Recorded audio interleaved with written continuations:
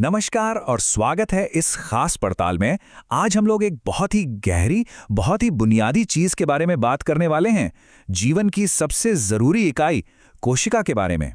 ये वो छोटी सी दुनिया है जो हम सबको, मतलब हर जिंदा चीज को बनाती है। ये तो समझिए जीवन की नींव है। तो सबसे पहले एक सवाल सोचिए, एक छोटे से बैक्टीरिया और एक बहुत बड़े पेड़ में क्या कोई एक चीज कॉमन हो सकती है? बिल्कुल हो सकती है, और इसका जवाब वही चाबी है जो बायोलॉजी के सारे राज खोल देती है। तो आज के सफर में हम क्या-क्या देखने वाले हैं? पहले तो हम समझेंगे कि ये सेल, ये कोशिका आखिर इतनी जरूरी क्यों है। फिर हम इसकी खोज की कहानी जानेंगे, इसके दो मेन टाइप्स के बारे में बात करेंगे, और फिर हम एक सेल के अंदर झांक कर देखेंगे कि वो एक फैक्ट्री की तरह कैसे काम करती है। और आखिर में हम बात करेंगे जीवन के सबसे बड़े राज, उसके कोड की। तो चलिए शुरू करते हैं पहले हिस्से से, जीवन के बिल्डिंग ब्लॉक्स। यहां हम ये समझेंगे कि कोशिका को इतना फंडामेंटल क्यों कहा जाता है। देखिए, ये बायोलॉजी का एक ऐसा सच है जिसे बदला नहीं जा सकता। चाहे सबसे छोटा बैक्टीरिया हो या फिर सबसे बड़ी वेल, हर जिंदा चीज कोशिकाओं से बनी है। आप इन्हें जीवन की ईंटें समझ सकते हैं।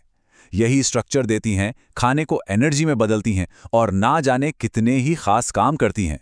सीधी सी बात है, कोशिका नहीं तो जीवन भी नहीं। लेकिन जरा सोचिए, हम हमेशा से इन छोटी छोटी दुनियाओं के बारे में नहीं जानते थे। सेल को खोजना अपने आप में एक कमाल की कहानी है।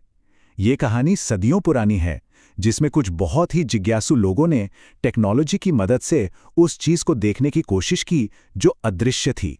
तो चलिए इस टाइमलाइन पर एक नजर डालते हैं। कहानी शुरू होती है 1665 में रॉबर्ट हुक से। उन्होंने कॉर्क के एक टुकड़े में छोटे छोटे बक्से देखे और उन्हें नाम दिया सेल। फिर कुछ साल बाद 1674 में एंटोनी वैन ल्यूवेनहॉक ने एक बहुत बड़ी छलांग लगाई। उन्होंने पहली बार तालाब के पानी में जिंदा सेल्स को देखा। सोचिए कितना कमाल का नजारा होगा वो। इसके बाद 1838-39 में श्लीडन और श्वान ने मिलकर सेल थ्योरी दी। और फिर 1855 में रुडोल्फ वुर्चो ने एक बहुत ही जरूरी बात जोड़ी कि हर नई कोशिका किसी पुरानी कोशिका से ही पैदा होती है। इसी सफर के बीच 1831 में एक और बड़ी खोज हुई। रॉबर्ट ब्राउन ने सेल के अंदर एक और चीज देखी, न्यूक्लियस यानी केंद्रक। और ये कोई मामूली चीज नहीं थी, ये तो सेल का कंट्रोल सेंटर है, उसका दिमाग। यहीं से सेल के बढ़ने और बंटने के सारे ऑर्डर जाते हैं। ये पहेली का एक बहुत बड़ा टुकड़ा था जो अब अपनी जगह पर आ गया था। और फिर कहानी आगे बढ़ी। 1839 में पुरकिंजे ने प्रोटोप्लाज्म को खोज निकाला। ये क्या है? ये सेल के अंदर का वो जेली जैसा पदार्थ है जो जिंदा है। उन्होंने इसे जीवन का भौतिक आधार कहा। क्यों? क्योंकि यहीं पर वो सारे केमिकल रिएक्शन होते हैं जो सेल को जिंदा रखते हैं। मतलब असली एक्शन तो यहीं हो रहा था। तो अब हम ये तो जान गए कि सेल की खोज कैसे हुई। अब देखते हैं कि कुदरत ने इसे बनाने के लिए दो कौन से खास डिजाइन या कहें कि ब्लूप्रिंट्स तैयार किए। तो ये हैं जीवन के दो मेन डिजाइन। एक तरफ है प्रोकैरियोटिक सेल्स। ये काफी सिंपल होते हैं, इनमें कोई न्यूक्लियस नहीं होता जैसे कि बैक्टीरिया। और दूसरी तरफ है यूकैरियोटिक सेल। ये ज्यादा कॉम्प्लेक्स और ऑर्गेनाइज्ड होते हैं। इनका जेनेटिक मटेरियल एक न्यूक्लियस के अंदर सेफ रहता है। पौधे, जानवर, हम सब इन्हीं कॉम्प्लेक्स सेल से बने हैं। चलिए अब थोड़ा और अंदर चलते हैं। एक यूकैरियोटिक सेल, खास तौर पर एक प्लांट सेल के अंदर झांकते हैं और देखते हैं कि ये एक बिजी फैक्ट्री की तरह कैसे काम करता है। ये डायग्राम एक प्लांट सेल के अंदर का नक्शा है।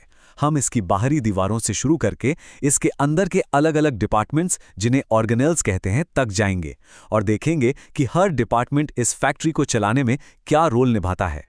तो चलिए इन हिस्सों को एक एक करके देखते हैं।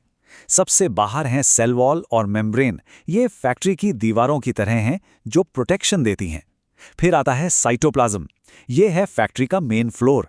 यहीं पर हैं माइटोकॉन्ड्रिया जो पावर हाउस हैं, और राइबोसोम जो प्रोटीन बनाने की मशीनें हैं। और आखिर में न्यूक्लियस, यह है हेड ऑफिस। यहीं पर हमारा पूरा ब्लूप्रिंट यानी डीएनए क्रोमैटिन के रूप में पैक होकर रखा होता है। और यही बात हमें हमारे सफर के आखिरी और शायद सबसे दिलचस्प हिस्से पर ले आती है। वो ब्लूप्रिंट, वो कोड जो हर सेल को बताता है कि उसे क्या करना है।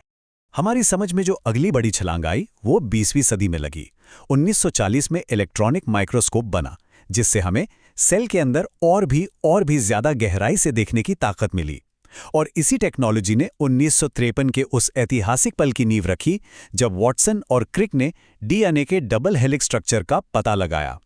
इस एक खोज ने बायोलॉजी की पूरी किताब ही बदल कर रख दी।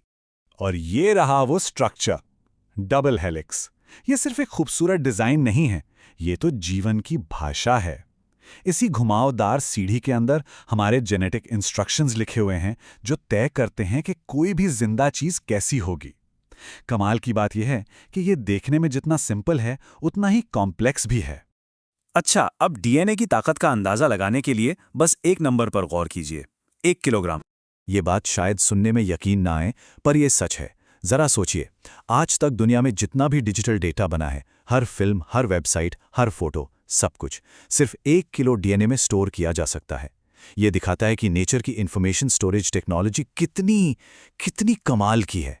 तो आखिर में बस यही एक सवाल मन में आता है, अगर सेल के अंदर मौजूद सिर्फ एक मॉलिक्यूल में इतनी ताकत है, तो जरा सोचिए कि उस छोटी सी दुनिया में जीवन के और कितने राज छिपे होंगे जिनके खुलने का हम बस इंतजार कर रहे हैं। ये एक ऐसा सवाल है जो हमें हमेशा कुछ नया खोजने के लिए प्रेरित करता रहेगा।